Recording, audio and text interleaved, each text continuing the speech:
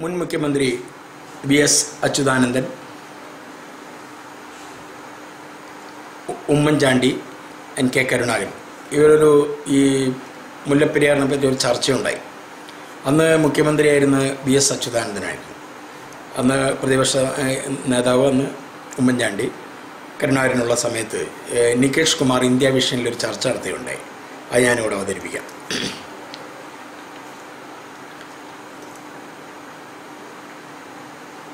നമസ്കാരം.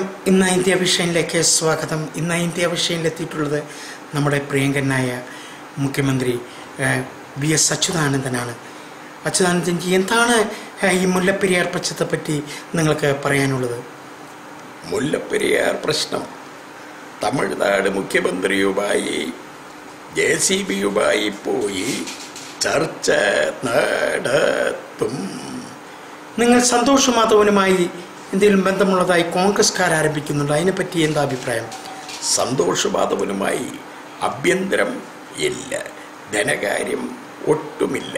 സന്തോഷ് മാധവനുമായി ഒരു തരത്തിലുമുള്ള ബന്ധം ഇല്ല.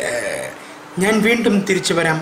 മുൻ മുഖ്യമന്ത്രിയും പ്രതിപക്ഷ നേതാവുമായ ഉമ്മൻചാണ്ടി ഞങ്ങളിൽ. ഉമ്മൻചാണ്ടി സാർ, എന്താണ് ഈ മുല്ലപ്പെരിയാർ പ്രശ്നത്തെപ്പറ്റി നിങ്ങൾക്ക് പറയാനുള്ളത്?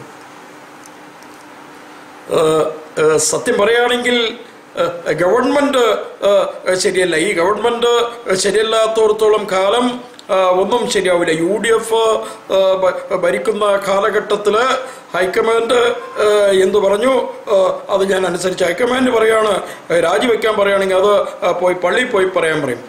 വീണ്ടും ഞാൻ തിരിച്ചു വരാം. മുൻ മുഖ്യമന്ത്രിയും പ്രതിപക്ഷ നേതാവുമായ ലീഡർ ഞങ്ങളുടെ ലൈനിലുണ്ട്. ലീഡർജി, എന്താണ് ഈ മുല്ലപ്പെരിയാർ പ്രശ്നത്തെപ്പറ്റി നിങ്ങൾക്ക് പറയാനുള്ളത്?